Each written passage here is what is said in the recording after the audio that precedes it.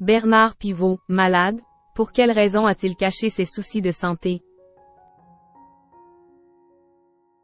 C'est dans l'édition du Journal du Dimanche paru ce dimanche 2 avril, que Bernard Pivot s'est confié sur ses problèmes de santé. Pour la première fois, il a avoué les raisons pour lesquelles il a omis d'en parler publiquement. Depuis de nombreuses années, Bernard Pivot est connu pour sa carrière journalistique spécialisée dans la littérature. Après plusieurs émissions à succès comme Bouillon de culture ou Double jeu diffusé sur les ondes de France 2. Bernard Pivot s'est vu confier la présidence de l'Académie Goncourt de 2014 à 2019. Début décembre 2019, et à la surprise générale, Bernard Pivot a annoncé son départ de cette prestigieuse académie, et dès lors il est devenu un membre d'honneur. Ce dimanche 2 avril, l'écrivain s'est confié pour la première fois au Journal du Dimanche.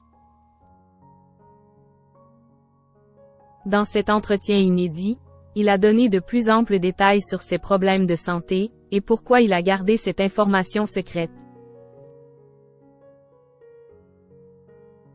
Mieux vaut alors se taire en attendant que la mémoire se recharge. Dans cette entrevue exclusive publiée ce dimanche 2 avril par le Journal du Dimanche, le journaliste littéraire a avoué les raisons de son silence au sujet de sa maladie. J'ai été silencieux car le mal m'a frappé à la tête, siège du cerveau et de la parole. Mieux vaut alors se taire en attendant que la mémoire se recharge et que la pensée refleurisse, a-t-il précisé. Avant de continuer avec de plus amples informations. À 84 ans, j'ai démissionné du Goncourt pour laisser ma place à un écrivain plus jeune.